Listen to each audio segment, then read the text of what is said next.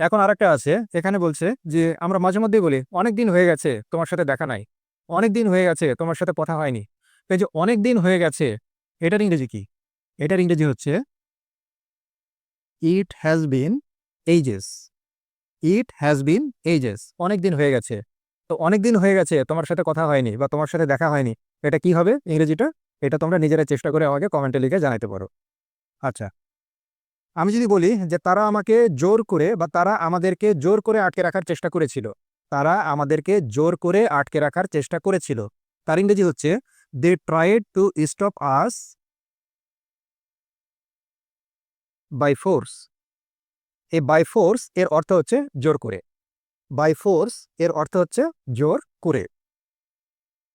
তো আমি যদি বলি যে the door was opened, the door was opened by force, এর অর্থ কি?